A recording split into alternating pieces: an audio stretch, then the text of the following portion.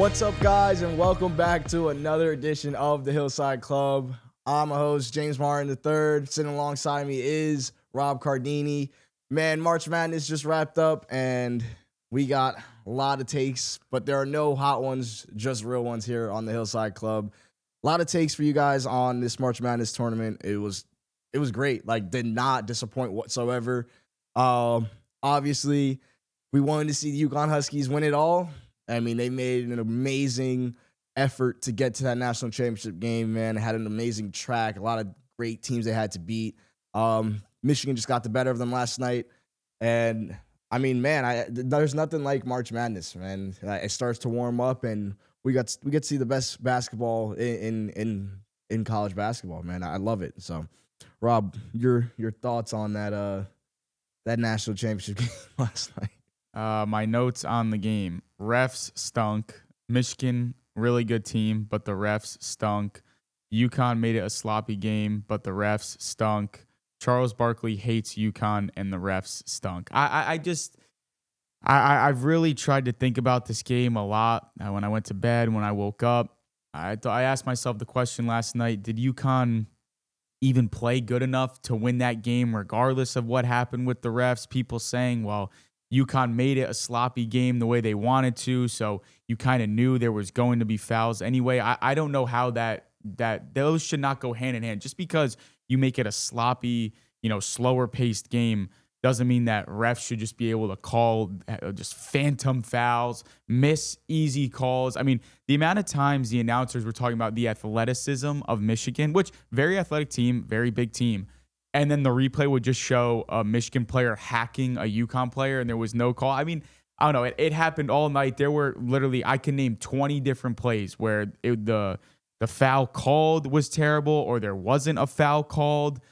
I mean, listen, shout out to Michigan, because if they weren't an elite free throw shooting team, they probably lose that game last night. I think they made, 22 straight free throws at one point, I want to say it was, which if they don't shoot lights out from the free throw line, they probably lose that game, because that helped them a lot. I mean, they obviously had a bunch more attempts than UConn, and like I said, if they're not an elite free throw shooting team, I don't think they win that game last night. And people want to say, oh, well, Michigan played their worst game of the season and they still won. Well, UConn is the reason they played their worst game of the season. Like, there's a reason. Yeah, both teams didn't shoot well. I mean, that one rim, nobody can make a shot, and then UConn finally did. I don't know. They should probably investigate these rims before having a Final Four, because that rim was just craziness. But I don't know. I mean, like I said, tip the cap to Michigan. They're still a very, very good team. Made all their free throws, kind of just did what they had to. McKinney had that big dagger three. I think that, UConn, I cut it to 6 at one point, and then his three after like a crazy sequence gets it back up to 9. So shout out Michigan, but I don't know how you could watch that game as, a fan of one team, as an objective fan, and just think to yourself, like, that was like the best basketball we could have seen, knowing that the refs made it all about themselves. I mean, just call it what it is. The hook and hold on Caravan completely changed the game. Like, that completely changed the flow of the game. It was a 6-point swing for Michigan, and after that, it was really never the same for UConn. I feel like they were always battling back in after that. Also, like Dan Hurley said, it wasn't even as much as the discrepancy of the fouls, which it was bad, but it was more so that right away Michigan has to get into UConn was in foul trouble, and that kind of screwed up their rotations. Like, I don't know. The biggest game of the year, national title game, and like I said last night in the video, the way I would put it is, if that was somebody's first time ever watching a college basketball game or national title game, what would they think? That's how I put it. That's how I feel about the refs last night. Yeah, I mean, I got a little argument in the comment section with someone, and I guess they were talking about how Illinois in the game before had like one of their off nights, and they played one of their worst games of the year. I'm so tired of hearing that take from people, because off nights typically come against better opponents, right? Like, your opponent can disrupt your game plan. Mm-hmm. That's what sports are made of. You got to have the upper hand and the edge on your opponent. So I don't want to hear the cop-out excuse of, they had one of their worst games. No, UConn is just that team physically and defensively, and they will cause you to have an off night. That's what happens. I will say, yeah, the refs made it about themselves clearly in that first half of the game. I'm never one that likes to, blame a L on the refs, but you can't argue that. You can't argue that it wasn't. That swing where Carabin had that phantom hook and hold was absolutely ridiculous. Utterly just disgusting from the referees. And then there was a lot of plays throughout the game. And you scroll up and down Twitter or X, and there was a lot of plays that, that just were not called. And things were not called both ways. And I hate to see that in sports. Biggest game of the year in college basketball. And, the refs are not calling, the same both ways. But again, I never like to, just solely put it on the refs because UConn did shoot better from three than Michigan did in that first half. And on the flip side, once Michigan hit that first one, they started to, get a little breathing room on UConn. And that was what kind of was scary going into the half, is realizing that UConn was down and they've had the better shooting percentage from the outside at least. And they also didn't have as many points in the paint. And we do know in those Final Four games, those games in that NFL stadium, that points in the paint are the most important thing. And UConn wasn't getting fouls when they drove to the hoop. I know they don't drive as much as Michigan did, but just a lot of things weren't called both ways. And really just, it kind of felt like a waste of a night watching that game when you saw that the refs were going to take UConn out the game, take guys like Solo Ball, who, was shooting the ball pretty well to start the game. Silas Demery, their floor general, in foul trouble in the first half. Like Hurley said, that messes up your rotation. Now guys in the second half have to also play a little bit softer defensively. It's just, it's not stuff that you want to see.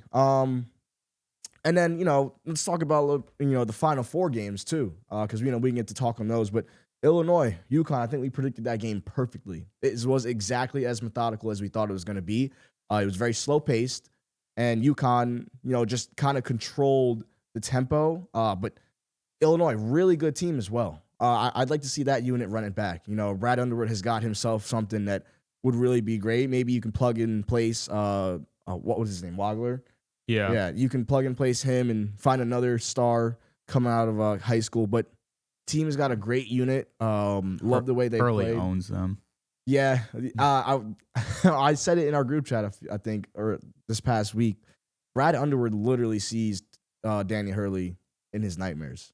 Like that's what was it? Their last 3 games, they've scored the lowest points were against UConn. That's, I don't know. They just, Hurley's just such a great coach. Like, even when it felt like UConn was out of that game yesterday, they still found a way to claw back. Like, I wish they did press a little earlier, but the thing is, if you want to press, you got to get buckets. You got to score so you can set up the press.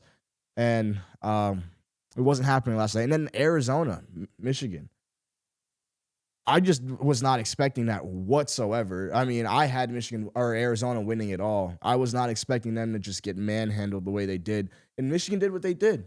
They've done all year, and what they've done all tournament is they pushed the pace. They completely pushed the pace and took Arizona off their game. And again, if you can't score against Michigan, you're not going to be able to stop them, because if you're not in your set defense, they will find a way to manipulate you on the offensive side. So that's exactly what happened in that Arizona game. Yeah, I don't know. Arizona was, I guess, willing to get into a high-scoring affair with Michigan, and they just didn't seem like they wanted to slow down the pace any bit. And Michigan shot lights out in that game. The second half was kind of like even keel, where, both teams were going back and forth, but Michigan just already had such a big lead where it just, Arizona never was able to get that one run to really get them back in the game.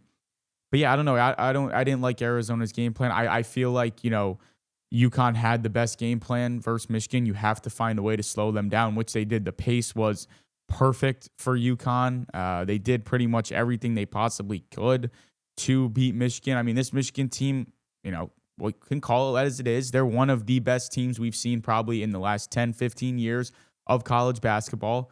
They are experienced. They are just an athletic, lengthy team.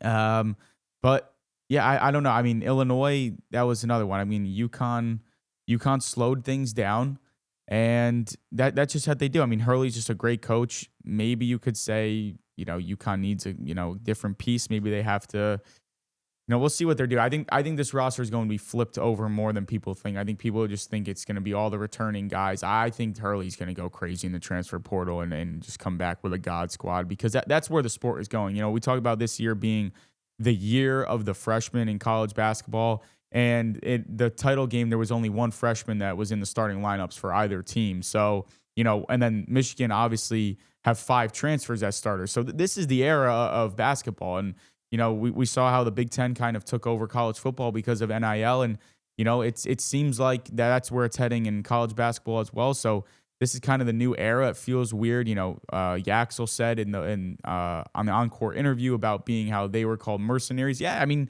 that's the case. They kind of are. I mean this is the state of college basketball where it is kind of who you can buy and who you can get in the transfer portal. So we'll see if that stays true, if the Big Ten's back at it next year. First national title for the Big Ten since 2000. So, congrats to the Big Ten. But I don't know.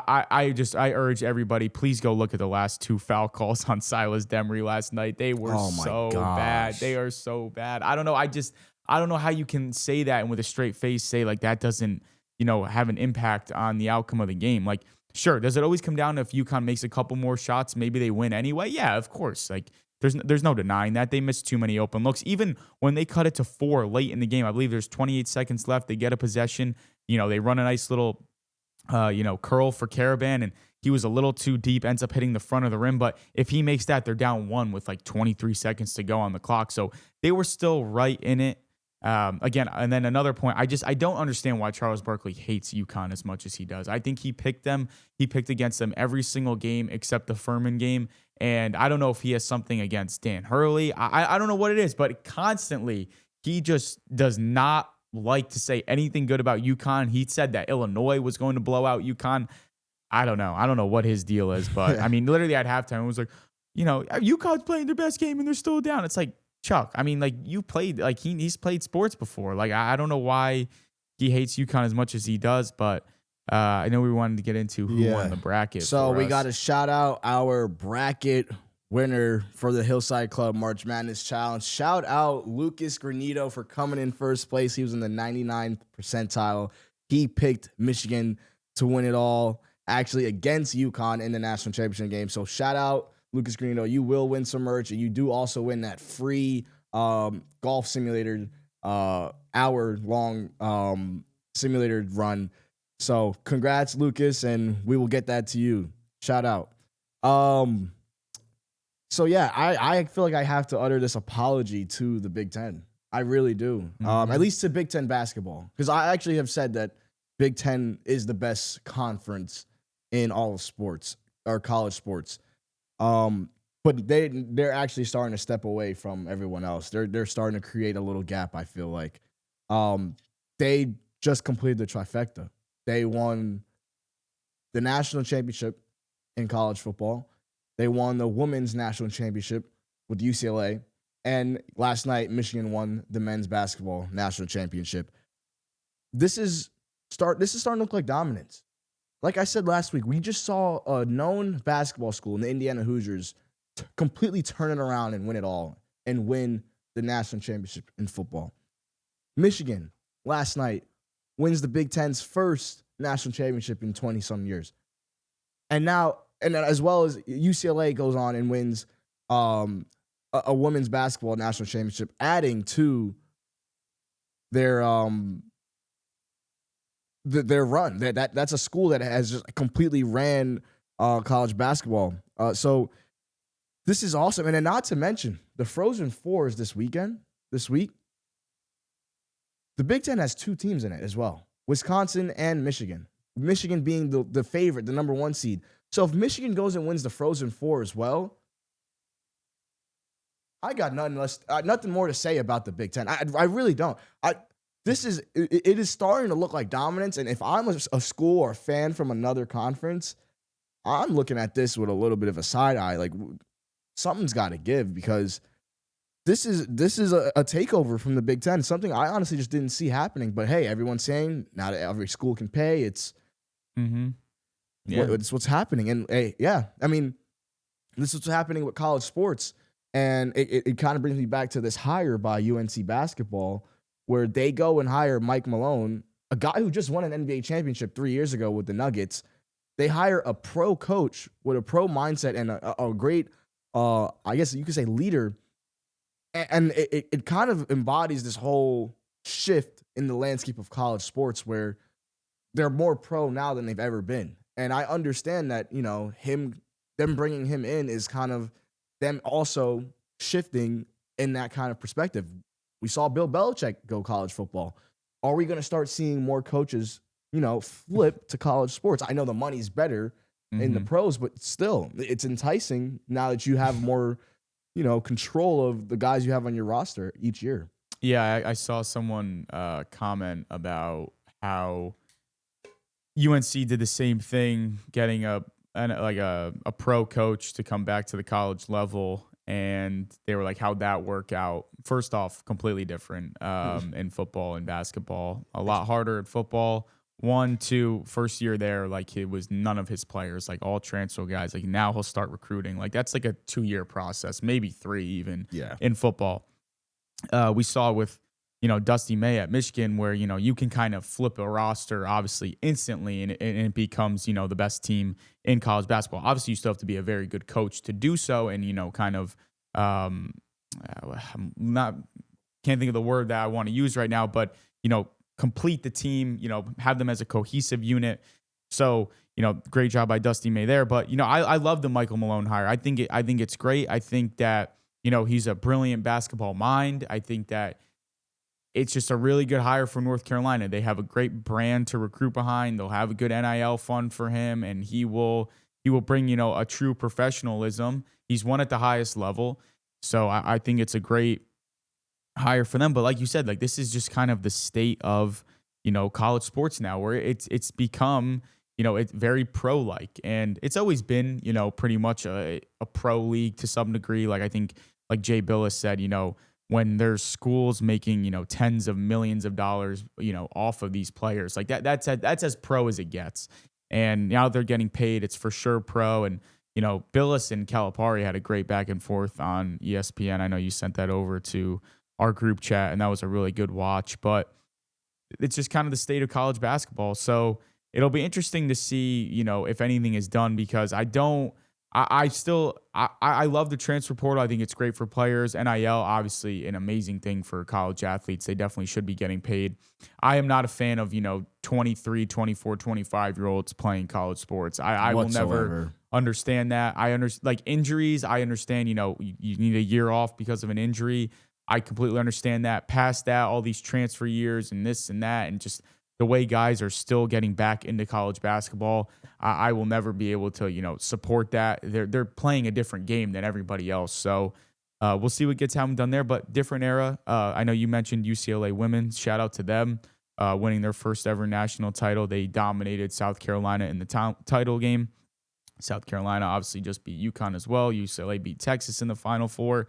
The women's tournament was weird this year. I usually, people can say what they want about, women's sports, but I think that, the women's game had a really good trajectory these past couple of years. We're starting to see different rivalries form and, some real hoopers come out of, the women's college game. But this year, I think it was you could almost categorize it as a complete disaster based off the shooting percentages. And, say what you want about Gino Auriemma right now. He kind of touched on it with just how like the shooting percentages were so bad and the balls and the rims, and it's just a really bad look for the sport as a whole, which, I think, I don't know how you could disagree with that, but no, there's no disagreeing. It was terrible. I mean, I started watching I think during the Elite Eight, I started watching UConn games. I'd go through and I mean, just for one, the outside shooting wasn't the same as it was during the regular season, and then you're just seeing like, missed looks and open looks. And it was just, I don't know. It was not a good watch for me. Like I wasn't, satisfied watching that. Yeah, I don't know. And then, you see Gino and Dawn get into it. Apparently, Gino didn't like, what was going on before during pregame, they didn't get a formal handshake. And then he was also frustrated with the fouls. And I guess they got into it after the game. But then Gino did utter an apology. He actually said, I think it was Saturday morning. He said, "There's no excuse for how I handled the end of the game versus South Carolina. It's unlike what I do, what our standard is here at UConn. And I want to apologize to the staff and the team of South Carolina. It was uncalled for and how I reacted." Yeah, I mean, no one likes to lose, like especially when the refs have their hand in what's going on in the foul discrepancy, all of that. So I can understand where the frustration comes from. Yeah, I definitely was a little uncharacteristic to see Gino do that, but he's a legend. We'll forget about that. Mm-hmm. Yeah, I mean, just I don't know. Watching those Final Four games, I was not impressed like I have been in the last few years. Yeah, I mean, So, also, I just feel like so many times, like these women's teams have true sharpshooters. Like, obviously, like I would say even sometimes more so than the men's game, where yeah, I feel like you put on a women's college basketball game, especially in the tournament. Each team has like one girl who is a true sharpshooter, like pure form. She's open from three, it's going in. yeah. Where that was just not the case this year. Like everybody was truly struggling. I mean, the point totals in the first halves of these games were just really bad, and it's bad for their game as a whole because, like I said, I feel like it's had a very upwards trajectory the past couple of years. But this was kind of a what's fall her off name? of a year. But man, I can't believe college. It's crazy to think college basketball is already over. I feel like the season just started. The non-con games, but it's over. It was another unbelievable season. If you're not watching college basketball, you got to get watching it. It was That's awesome crazy. year, awesome tournament. Final Four was great. I mean, you could argue one of the games was a blowout, but still just really high level basketball. And now, that's it. We'll be back. We'll be back next year. Already can't wait. Any thoughts of an early team you like just next year? Just if you had just one quick thought, I'm gonna go with Texas Tech. I always think I'm going with UConn. Okay. They're bringing in another Stephon Castle type player with Colbin Landrew. Like he's, I believe, a 4-star, 5-star on certain websites. He's tough. He's a great 2-way player coming out of high school. Mm-hmm. The type of stuff you pair with a lot of experience, and I think Dan Hurley does a great job when it comes to recruiting. He recruits like he coaches. Like he takes it seriously. So if I had to put my money on a team that would be back competing the same level they were this past year, it would be UConn. Mm-hmm. And I'm sure Michigan will load up again too. Yeah. As with Arizona, as with all these big programs that have the money. That's what we're gonna start to see. But yeah, moving on from college basketball, the Masters is this week. I think a top 5 sports event in America. Like this is Incredible. It to sit on your couch that Sunday afternoon and watch that final round at the Masters is amazing. We got a few segments here about our first. We gotta start with our Masters picks. Rob, do you want to take us away? Yeah, so our Masters picks, which is also our clubhouse call out for this week. I forget who exactly it was who shouted us out that few wanted weeks us ago, yeah. to pick our. I think it was Brady Lizjack. I believe so. He wanted us to make our picks for the Masters. I'm going with Cameron Young. Really like the way he's hitting the golf ball this year. And as of late, I think it was sometime late last season, he made a change in his putting routine. And he's been lights out with his putter ever since. Just really swinging the ball. I think he's a very, leveled golfer, very calm guy, which I think is something that you're going to need at Augusta because that course gives and takes left and right. And there's going to be a lot of ups and downs over the course of that tournament. But I think that where his game is right now, he fits some of those metrics that, you look for in your Masters winner, whether that's, strokes gained in this area or that area or, how they're playing leading up to the Masters. I think Cameron Young checks those boxes. I know he's a pretty popular betting pick right now, but I just really like the way he's swinging the club, and I'm going to go with Cameron Young. I think this is his year at Augusta. Yeah, you speak about those metrics and how Cameron Young fits a few of those. Another guy that fits a few of those metrics is Minwoo Lee. That is my pick to win the Masters this year. Dr. Chapinski, right? I think he's got elite distance off the tee. And a lot of people are talking about how he's improved his iron stability this year. He in his last 4 Masters, he's made 3 cuts. He's got a lot of momentum. In his 7 appearances this year, he's finished in the top 6 three different times. The Pebble Beach Pro-Am, Arnold Palmer Invitational, and then 2 weeks ago at the Houston Open. So he's got the momentum right now. I feel like, you know, he's got the ability to hit those high flying shots and, you know, be really precise. So I want to see him go out there and give us a competitive chance and, you know, make the cut and honestly finish in the top 10 come Sunday. I think that's my pick for the Masters.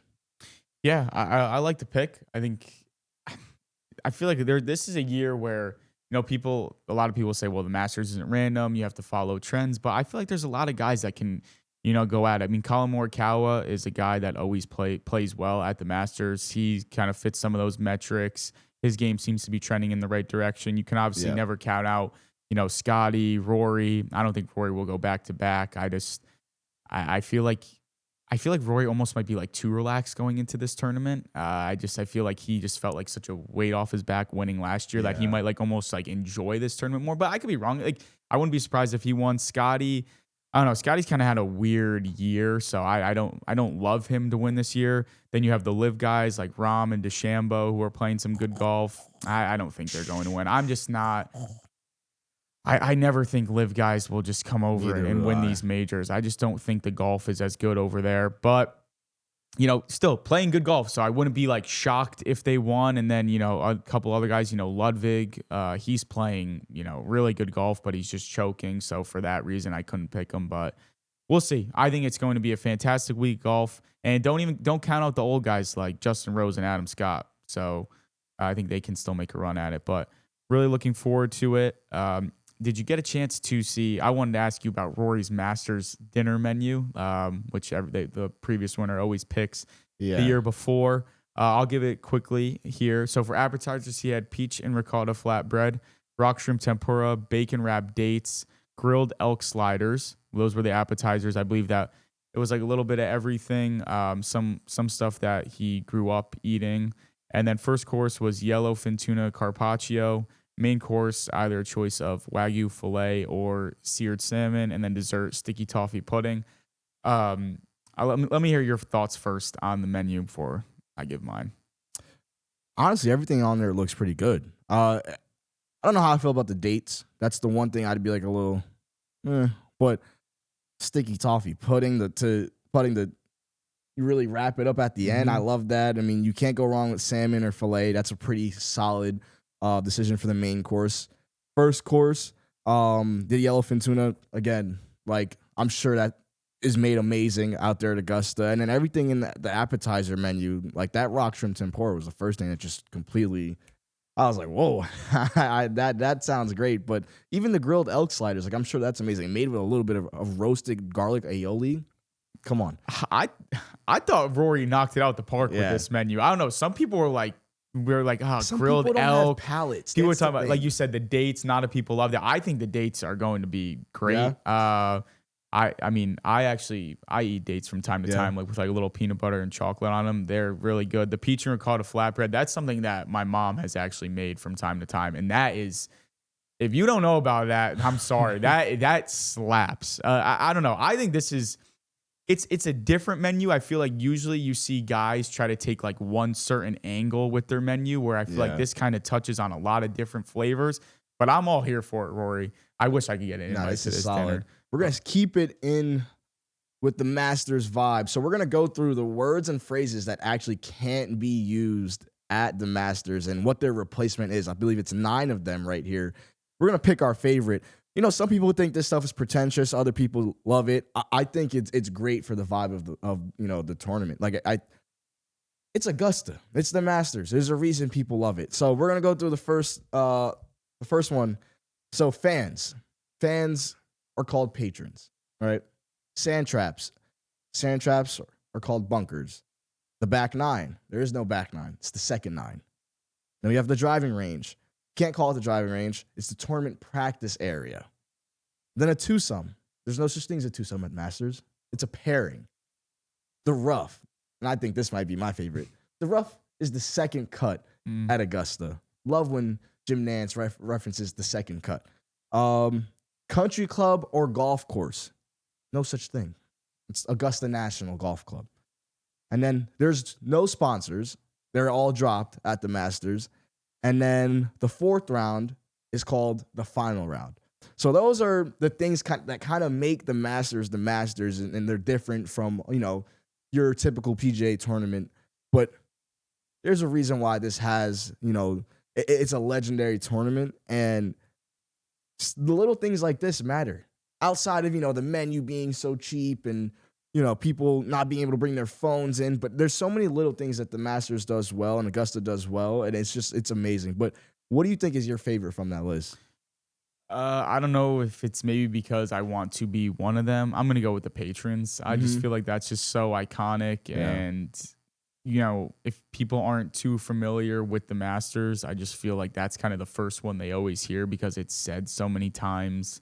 On the broadcast, just because these golfers aren't perfect. Some of their shots go a little left or right, and usually in a tournament you'd say, "Yo, this is heading towards the fans," and obviously, and when it comes to Augusta and the Masters, it's patrons. But yeah, again, maybe it's because I want to be one of them. One day, I definitely will make my way down there and keep applying for tickets. But yeah, I'm gonna go with patrons. But yeah, I think like you touched about it. Some people think it's pretentious. Other people love it. I think if you're a true golf fan, you kind of love it, and I think that's what makes the Masters just like so special. And you hear the way these golfers talk about it, and there's probably harder golf courses. There might even be, some nicer ones. I don't think so, but just it's such a special tournament, and the class of it, and the tradition of it, like Jim Nance said, tradition unlike any other. I love every bit of it. It's one of the best weekends of the year. I think my favorite. I did say the second cut. Like, I love hearing that, right? Like, oh, the second cut. That's just class. But I think for me, the fact that there's no sponsors the whole weekend, it's just the Masters at Augusta National. I think it's the most refreshing thing in all of sports to sit back and watch, this weekend of golf. Just not being thrown out with so many brand names and so many different brand deals. And this is presented by Nationwide, or this is presented by State Farm, and this is the Arnold Palmer, all of that. Just, I love that it's a clean cut tournament, and all of that stuff gets dropped. Yeah, right. Like that, there's nothing. Like, it's the best. They limit. I mean, I'm looking it up right now because at one point, I'm almost positive the only two commercials that were allowed during the Masters were Rolex and Mercedes-Benz. Those were the only two commercials I remember seeing growing up. Now I think it's expanded a little bit more, but even now I'm looking it up. It's still saying that they limit their commercials to just 4 minutes per hour, which is significantly less than any other sporting event. It's just such a awesome viewing experience, and also they make it very watchable compared to other golf tournaments. Like, they have the Masters app where you can watch featured group, feature holes every single day. I think Amazon Prime has some coverage this year on the early rounds. ESPN always gets some coverage of the Masters, I believe. Jason Kelce. Yeah. That, I don't know. I mean, I don't know how you feel about it. At first, I was like, oh my gosh, they're sending Jason Kelce down to the Masters. What are we doing? This is golf. This is it. Tradition, this. A lot of people hated it. And then I kind of thought to myself, it's like, we do a podcast. You think of other people that do a podcast. If they had the opportunity to go cover this event somehow, you would say yes without a doubt. So you got to just think Jason Kelce wants to be a part of this in some way. He's not going to ruin the tournament itself. It's not like he's going to have some crazy outcome on the tournament.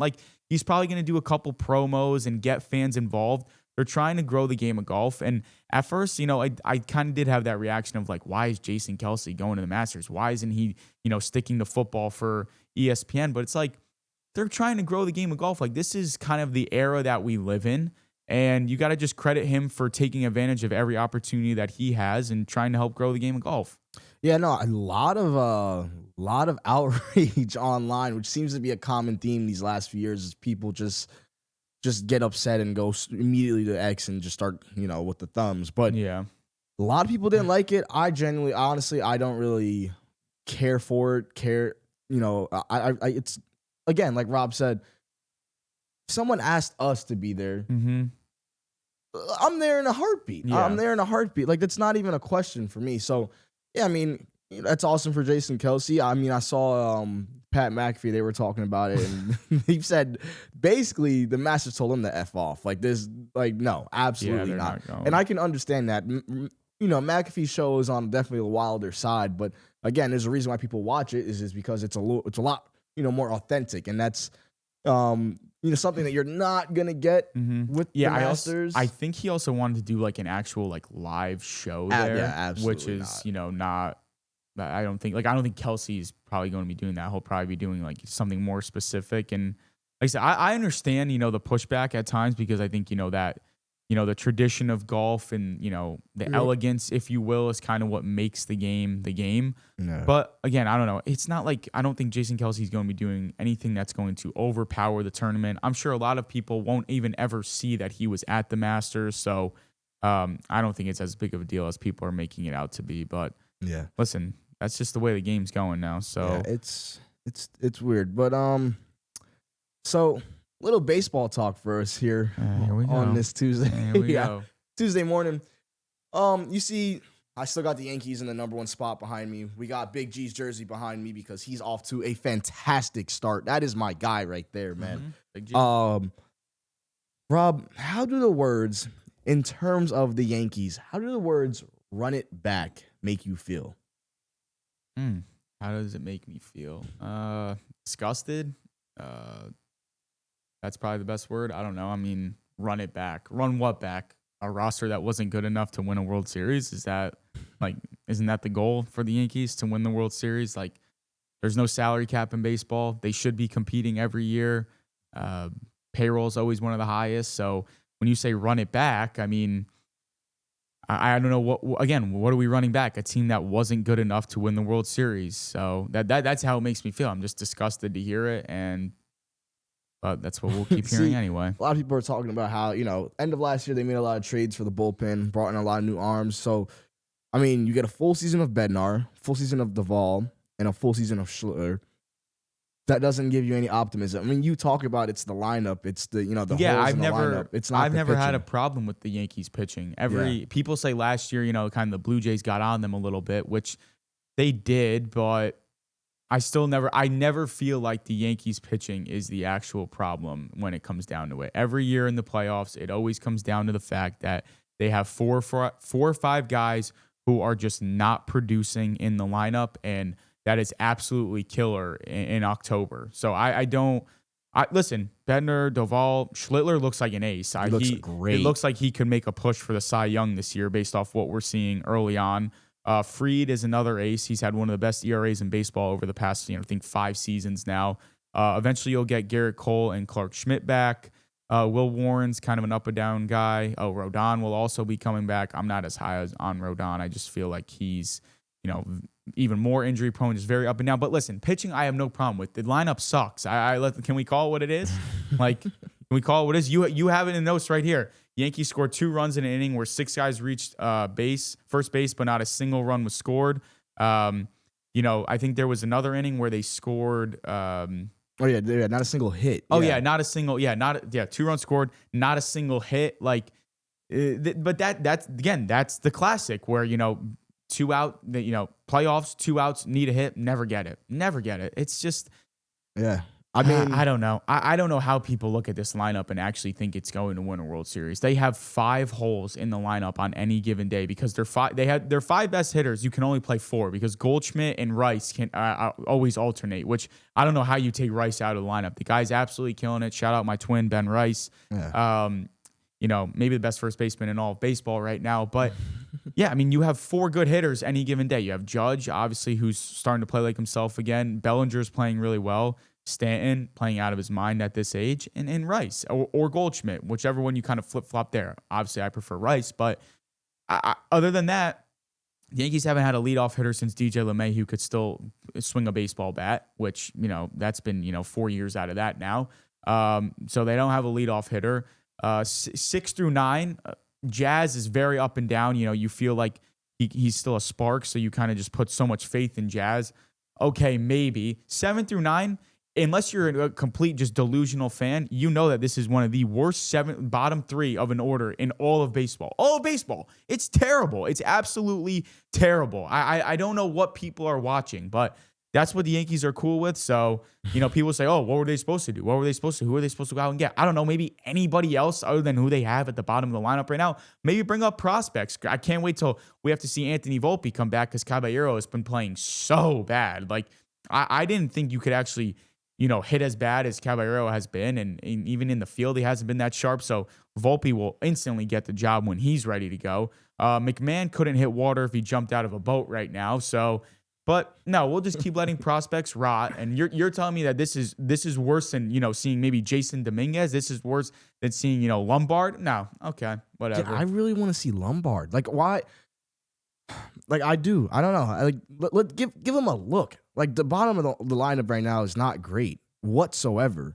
I mean, there's a 0 in front of McMahon's batting average right now. So I don't know, man. It's tough. A lot of people online are talking about how it's the same with the Yankees, and it honestly has been the last 4 or 5 years. They get off to a hot start. They look great. They're number 2 in the MLB's power rankings right now, and then they get the summer scaries where come July or August or June, they just randomly it's like they get the yips and they don't want to play baseball anymore. So, can they beat that? Can they beat the inevitable summer scaries for the Yankees? And Judge has made it pretty adamant that the theme of this year is closing out series, right? They talked a lot about it in the media. You go up, they win 2 games, and then they get a little lazy come the 3rd game, right? And we kind of did just see that this past weekend with the Marlins. 2 great wins to start off the series, and then the 3rd one, I mean, you get a solid outing out of Fried, and then they bring in 2 arms out of the bullpen, which, hey, again, I feel like these are arms that we won't be using later on in the season when guys are healthy and they have a lot more guys to use, but then the bullpen lets in 4 runs, and even at the end of the game, people were upset that Boone used JC Escara, and just lazy on the back end of the series. So that's the theme of this year, is to really close out series. And the Yankees had so many opportunities last year to sweep teams, and they didn't. And that's the difference between being that number 1 team in the AL versus being a wild card team, or the number 1 team in the AL East, right? So, the Yankees are gonna, be the Yankees forever, and it's a matter when are they gonna get back to the old Yankees? That's the number 1 thing. But we're gonna move on to, I mean, the Red Sox. What is going on there? Disaster. I mean, this isn't even on some like 2 Yankees fans trying to hate on their division rival. This is, full-blown panic in Boston. I think they're 2-8, I want to say, is their record right now. And I saw tweets like the Red Sox have 2 wins, and it honestly feels worse than that. Yeah. Full-blown panic as a fan base. Sell the team chance going on at Fenway. Crazy. I know that. So the owner of the Red Sox, John Henry, is part of Fenway Sports Group, which they also own Liverpool and the Pittsburgh Penguins. And I think that a lot of the fans I saw on X were talking about how they're honestly questioning if he even cares about the Red Sox, because I think he spent a lot of money with Liverpool, and people are saying that's where, his head is focused, and it's not enough focus is on the Red Sox. Last year they trade Devers, they don't re-sign Bregman. People are like, what is going on? Just really a complete disaster in Boston right now. They got Roman Anthony, who was, one of their best prospects, has the definition of a noodle arm. I've never seen. I don't know. Some of these throws are just bad. Again, this is not even on a Yankees fan trying to be a hater of the division rival. Some of these throws are so bad. They're getting spiked into the dirt in the infield. Can't even hit the cutoff man right now. So I don't know. Red Sox, complete disaster. But again, not even trying to be a hater, because the Yankees, it might look like sunshine and rainbows right now with that record, 8-2. Who are we kidding? They're probably going to be. They'll be in the same scenario. They'll both be in Cancun before we know it. But yeah, man, it's tough. Let's move on to the NBA. A lot to talk about. A lot happening in the last week or so in the NBA. First of all, any given night down this last 2 months, this stretch of NBA disgusting games, you go and take a look at the schedule for the night. And it seems like 80% of the games are a blowout. Mm-hmm. Like, as NBA fans, are we okay with this? Sometimes I don't even tune into games anymore because they're a blowout in the first quarter. The team's down 20. Half the league is tanking right now. The other half is trying to win, but like it gets to a point where you're just like, I don't even want to watch anymore. They've got guys out there who you don't even know their name because they come up from the G League and stars are just sitting out. And I don't know. It's just like, is the NBA for real? I mean, this is why they put in these rules about, the 65 game rule, and everyone's upset, which I do think they need to move down to 60 games. But even so, it's like you tune into a game and it's already a blowout and you can't even get behind it. I don't know. I was looking at it. I think it was Saturday night.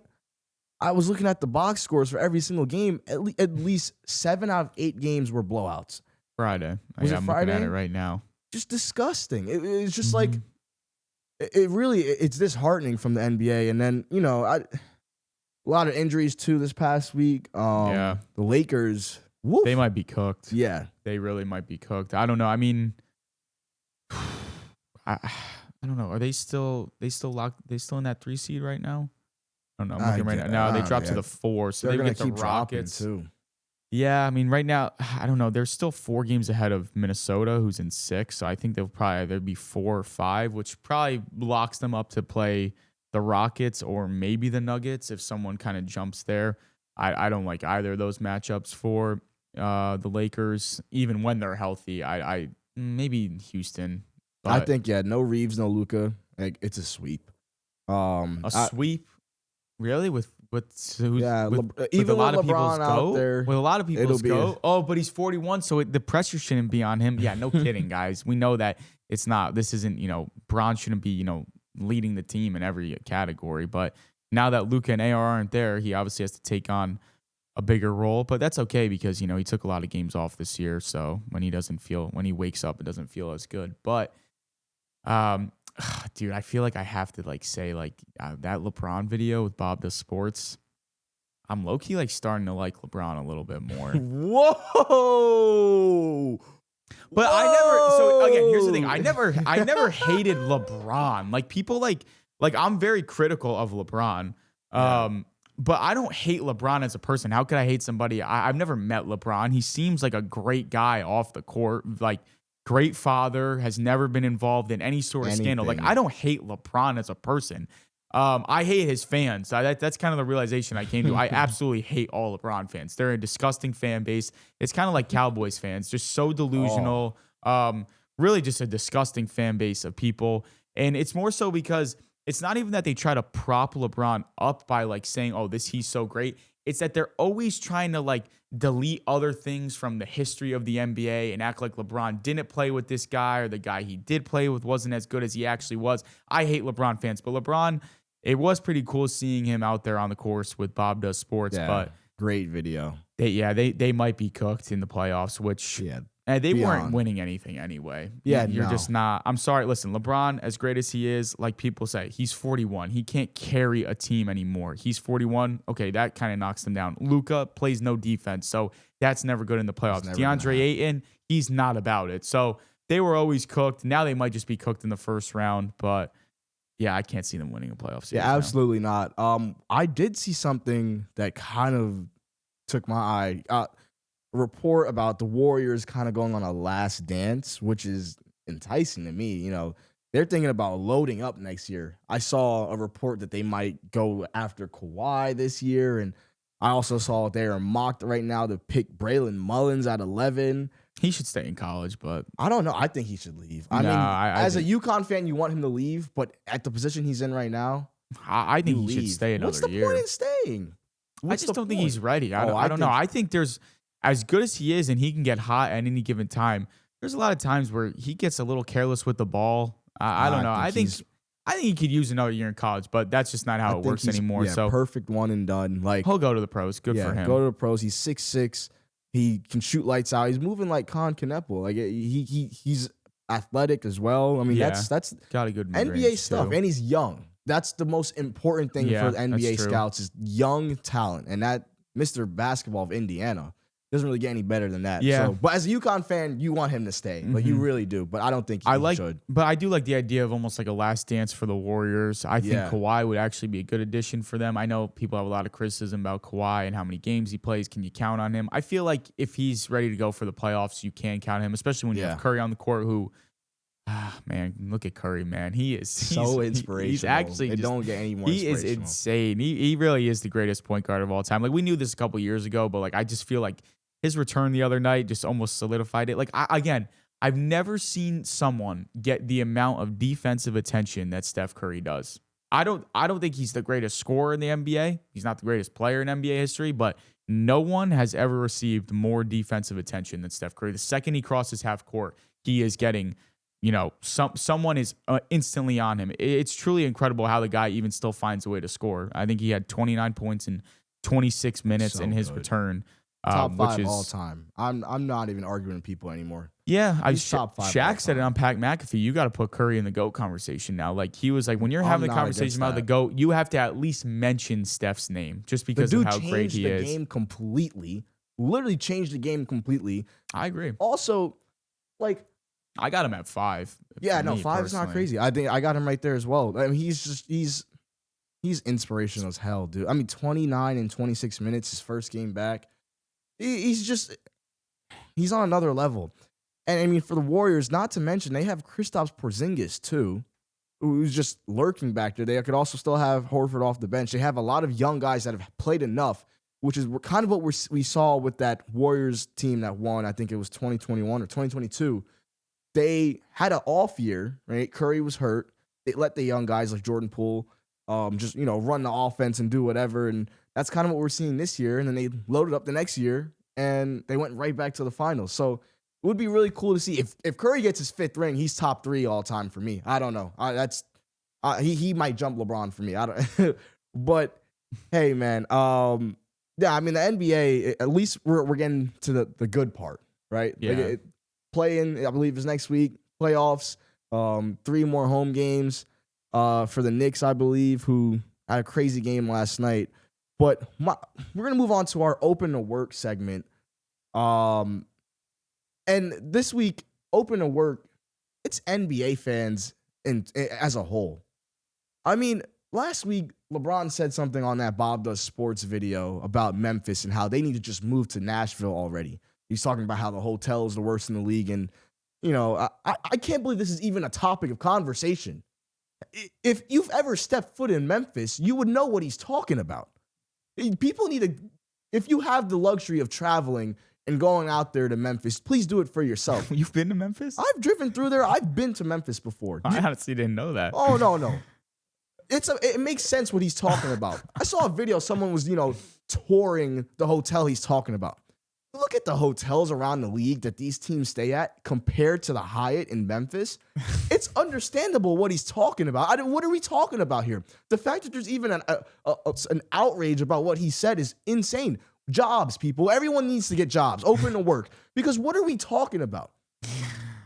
Memphis is I think plus 50 or top 50 barely in GDP amongst cities with over 100K population in the U.S.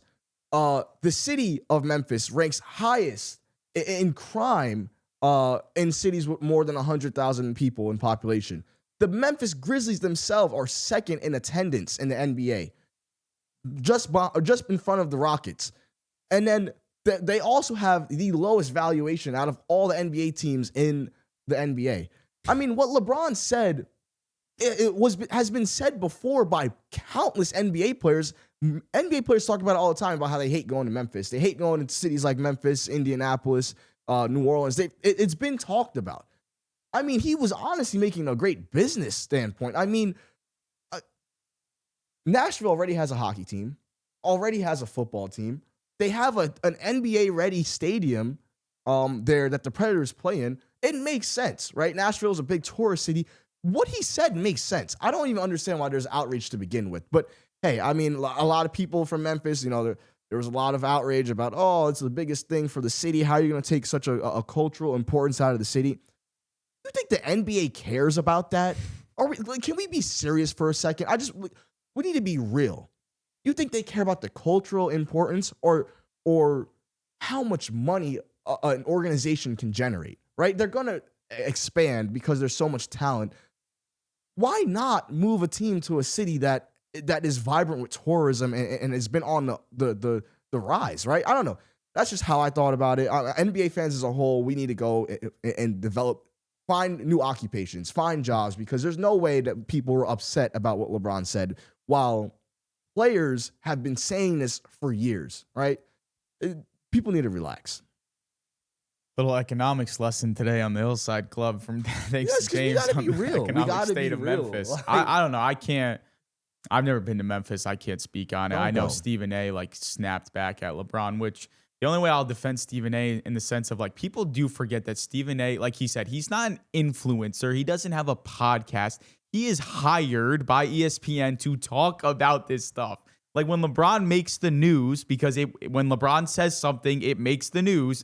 Like Stephen A. is paid to talk and report on this stuff. So that's one thing I will say about Stephen A. People forget that like this is his job. It's not like he does this on the side and just talks about sports, like me and James are doing. No. This is Stephen A.'s job. So I'll defend him. But yeah, I know a lot of people were upset about his comments about LeBron and this whole Memphis situation. I don't know. Yeah, like James said, you could see montages of people and NBA players hating Memphis and going to play there. So there's clearly a reason they hate going there. I've never been, but clearly the city is nothing special and the hotel is nothing special at all. So, yeah, I don't know. Yeah, I just feel like if that many NBA players talk about how much they hate going there, then the average fan shouldn't be complaining, because I think someone brought it up. Like James said it. I saw it. Like the other hotel these guys are staying at, they're staying at, Ritz's and it's ridiculous. Not Four Seasons, but like that kind of caliber of hotel.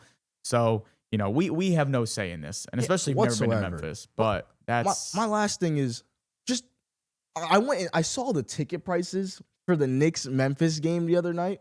The cheapest tickets to get in were $2. Do you know how insane it is to see an NBA game for $2? The literally following night, the Knicks went home, I believe, to play. I was gonna say, I think I'd kill someone to go see the Knicks for $2 at Madison Square Garden. You could fly to Memphis, take a flight, maybe stay a night, go to the game, Knicks at Grizzlies, and come back to New York. Yeah. And it would be cheaper than going to the Knicks game that same week, where the cheapest price of ticket was $316. It was almost $1,000 earlier in the year to see LeBron at the Garden versus the Knicks. $2 in 2026 to see an NBA game. Mm-hmm. It's all there. The facts are there. I don't know. I don't know. Do we want to move on to our about of the week? We got to move on to our next segment, no doubt. All right, about of the week, Rob, kick it off. My about of the week is stuffing your face on holidays and just eating like an absolute gavone. I don't think there's anything better. I'm someone who, like 90% of the time, eats super healthy, care about what I put into my body, working out, 5-6 days a week. But when it comes to holidays, that is part of the reason I work out and eat the way I do, because I just truly believe there is nothing better than stuffing your face with some great homemade cooking on holidays. I don't know. I know it's like a mentally fat boy take. Like I did used to be fat, so this is probably why. But like, I don't know, man. I just love it. Like I'm so happy when a holiday rolls around and I'm just stuffing my face from morning to night. It was Easter Sunday, obviously, this past weekend. I just put on one hell of an eating display. I don't know how I kept going all day, but man, it was unbelievable. Had frittata, homemade Easter bread, French toast casserole, apple pie. Then we went over to dinner. We got ham, lamb, probably had about 20 raviolis, little carrot cake, raspberry tart to top it off. I mean, it was unbelievable. This is what life is about, people. That's why keep yourself healthy the other days, so when the holidays roll around, you can eat like an absolute animal and not even feel bad about it. That's my about of the week. You feel bloated? You good right now? No, my stomach was, Sunday night, I was like, whoa, I did some damage, but it's Tuesday now. I'm fully back now. In.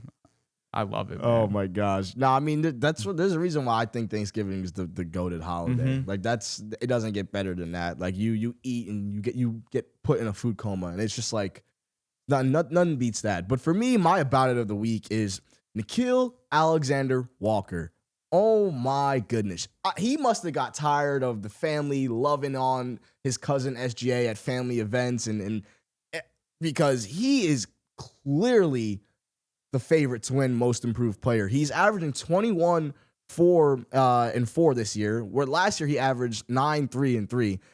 He hit a sign and trade this summer from the Timberwolves, and he's now in the Hawks. And honestly, a great move for the Hawks. He's kind of taken them out of that mediocrity like curse that they've been in the last 10 years, where they just won, I believe, 18 out of their last 20 games before last night against the Knicks. And then last night versus the Knicks, he dropped 36, 2 and 3. The dude is on an absolute run right now.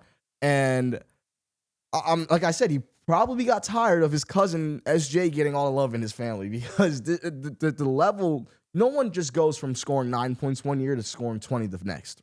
Right? There's a reason why he's favored at, I believe, minus 300 to win most improved player this year. I mean, 4-year deal, $62 million with the Hawks this summer. I mean, this is a piece that the Timberwolves could honestly use right now.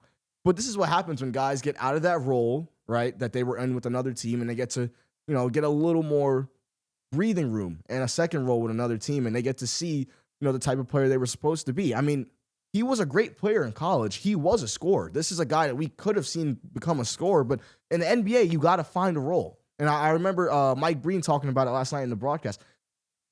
Sometimes in NBA, if you don't find that role, you will find yourself playing in the G League or overseas. And he did a great job of pivoting and finding himself a role with the Timberwolves. And now he's been given the chance to become a scorer and become a guy that generates offense for the Hawks. And man, I'm really happy for this guy, man. This is awesome. I mean, that Alexander family, the cousins, Shea and Nickeil Alexander-Walker, I mean, they are showing there's levels to this development stuff, right? Mm-hmm. Like, when Shea came in the league, we weren't expecting him to be an MVP, but now look where we are, right? And now Nickeil Alexander-Walker is averaging 20. That's awesome, man. I mean, congrats to him, and I hope he wins most improved player. But yeah, he's my about it of the week. Yeah, I mean, the Hawks as a whole, just kind of big resurgence for them. Yeah. I mean, he's obviously most improved. They might be one of the most improved teams as a whole. I mean, even Jalen Johnson, their leading scorer right now, is almost averaging a triple-double, 22, 10, and 8. He's amazing, yeah. I mean, and I feel like no one is talking about that. I mean, the guy is obviously this late in the season, you're not going to get your assists per game up to whole assists, but like the fact that, 22, 10, and 8, like that's, pretty impressive stuff. No one's really bringing that up, or just the Hawks as a whole. So, yeah, good for him. Good for Alexander Walker. Not about it of the week. I don't even know if I have one. Maybe I'll think. James, you can go first on this one. I got one. Mine is long movie trailers. I don't know about anyone else, but I think movie trailers should be maybe a minute max, 30 seconds max. It should be almost a teaser that shows you the stars and who's leading in what role of the movie. But don't give away the whole plot. Right? Like, I remember the Sinners teasers and trailers. It was great because you didn't know what you were getting yourself into. You watched the movie, spoiler alert, but vampires in the Jim Crow era, or like that was crazy. I was not expecting it whatsoever. But I mean, it happens a lot. You have to have a movie in mind for this rant. Well, for me, it's most of the Marvel movies, most action movies. I knew it was going to be the Spider-Man. They give away the whole movie. You go watch the Spider-Man movie. It's clear what happens. Yeah, the Spider-Man trailer was OD. Clear what happens in the movie. It's like, give me a 30-second teaser, 20 maybe. But the whole movie being, I swear, there's 3-minute trailers out there right now that are literally just the movie condensed into one. They probably just don't show the climax of the movie. What are we doing? It's like I don't even want to go see it in theaters now. I saw it already. I'll just see it when it comes out on streaming. There's no point. What are we doing? We got to cut down the long movie trailers, please, for the sake of cinema. Mm-hmm. Yeah, you got one? I mean, I'm trying to think. Yeah, I mean, just getting your point. I mean, yeah, the Spider-Man trailer did feel like just so just like expansive. Is that the word? I don't know. There's just way too much being shown. Like I want like create a little more mystery. Like even with like some of the side plots and like him and MJ. Like I just feel like it was Just too much being shown. My not about of the week, honestly, I am going to bring it up again. The NCAA putting the worst officiating crew together for the biggest game of the year. I mean, James Breeding, UConn has 6 losses this year. 4 of them, James Breeding was on the call. Coincidence? Correlation? I don't know. Is it ironic? That is 1,000% ironic. But and then who's the other one? Oh, I'm forgetting his name. His nickname is High Knees. Everyone makes fun of him because he's got high knees when he runs down the court. But like these are guys like I don't know, man. I thought it was a terrible officiating crew. They were not about it at one bit.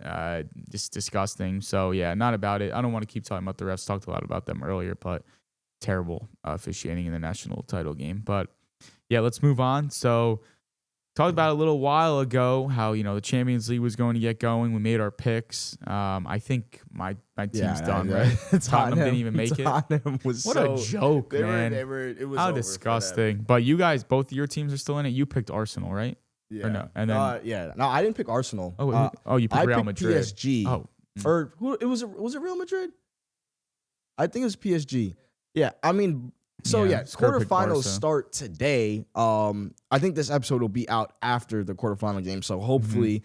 But it's Arsenal versus Sporting, and then it's Real Madrid versus Bayern. I believe they're at the Bernabeu too. So Real Madrid will have to come out and play against a really good Bayern side. I mean, Arsenal, what the heck happened over the weekend? You lose to second division Southampton in the FA Cup.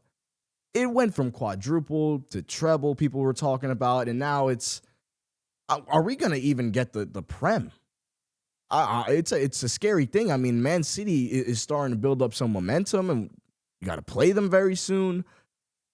Scary stuff. So hopefully they come out here and show that they are trending in the right direction. Arteta, please get these guys behind you.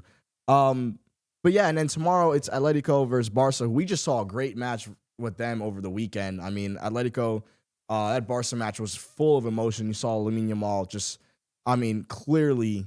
Skur, I know you saw it, but he was going through it during that game. But they won. Kudos to Rashford. And then Liverpool, PSG. I mean, we spoke about how the Liverpool owner also owns the Pittsburgh Pirates and the Penguins and Red Sox. Or the Penguins and the Red Sox. Yeah. I mean, Liverpool. They had clearly the money was going into that team because they won Champions League and they won the league a few years ago. So, but their momentum is up and down right now, and PSG looks like the best team in the Champions League. So who knows what's going to happen there? And then Mo Salah is leaving at the end of the season. He'll probably end up in the MLS. But yeah, I mean, Champions League quarterfinals. This is when this stuff gets really good, man. Every single one of these teams is great. I know Sporting might be the odd man out, but we got first leg quarterfinals this week, and then second leg next week. So we'll see what happens. But please, come on, you Gunners, please. All right. That's all I've got though when it comes to Champions League. Yeah, you got to pick. I mean, you got to make a new one. I'm not making another pick. I don't even know. I don't understand. I'm looking at the standings right now. How does this work? So the Tottenham's 4 in the standings. Like, I know they didn't make nothing it at this point. But I don't know. That's what I'm saying. Like, how do the standings not correlate? Like, how does the 4th ranked team in the standings not, like, how are they not in the, because now they're in the playoff, so it's no longer the standings. So these are way old standings. Yeah, then. It doesn't really mean anything. That was just like what they did during the. Okay. So they lost in the first round, essentially? They lost in the round of 16, this past round. Okay. Yeah. A lot of Prem teams lost, too, which a lot of people weren't. So I feel like a lot of people didn't talk about that. But the Prem is also known as, like, the Premier League. I just feel like a lot of teams went out sad. Man City, Newcastle. I mean, we were watching during one of our episodes, we watched Barca absolutely manhandle Newcastle. Yeah, I can't wait to watch. So, yeah, it's an exciting time in sports. I really talked is. about it. I mean, to go from March Madness to the Masters, you got the Champions League going on, you got NHL, NBA playoffs coming up, MLB season underway, and then before you know it, the World Cup is going to be here. Just a really exciting time in sports, but that's kind of all I have. I do have one more thing that I did want to mention, though. James probably thought I forgot because I haven't brought it up just yet. Saturday, March 21st at 12:53 a.m. This was after UConn beat Furman. James said, if they make the Final Four, I'll drink a raw egg on the podcast. Now, On the podcast was not in quotes. well, you said I'll drink a raw egg. Yeah, whoa, see, there we go. Oh no, It's I'm not sorry. That happening, was somebody else's It text won't on the happen. podcast. He said, if they make the Final Four, I'll drink a raw egg. He also said about UConn after that game, I'm disgusted, and something else. So obviously, I came prepared, people. Don't worry, I got it right here for everyone. So James is gonna drink a raw egg right now. I got the egg ready to go. James, I got the nice cup for you. So if you want to go ahead, crack it in. You can go ahead. Yeah, okay. He thinks I'm gonna drink this. Yo, what do you mean? He thinks I'm Come gonna on. drink it. Come on. You got it. Oh, that's light. That's light. Here, you can put it in here. I'll wash that later. Come on, James. For the Folks. pot. That what do I say? We got all we have in this life. Yo, don't think about it. You got to swallow it quick and then maybe run off camera. It's too Hold early. on, in the here's what we'll morning do. for Here's what we'll this. do. We'll do our outro and then you could do it just in case you got to run off camera because you might like want to yak. I don't know. But what I'll say is, what did I say the other day? All we have in this life is our word. And, you know, a This couple other dude things. really brought an egg. I can't with this. All we have is our word. So you said it, do it. We appreciate you guys tuning into the Hillside Club. Another great There goes episode. James is a man of his word. We'll end off with a solo shot of James for sure. And in case he has to run out of the video, might end. But thank you guys for tuning in. Let's get this You shot. know, Skirt. keep interacting. We love you guys. Thank you. James, here we go, baby. Oh my goodness. I can't believe I'm doing this right now. This is insane. All right. Catch you guys next time on the Hillside Club. Oh my God. I'm out.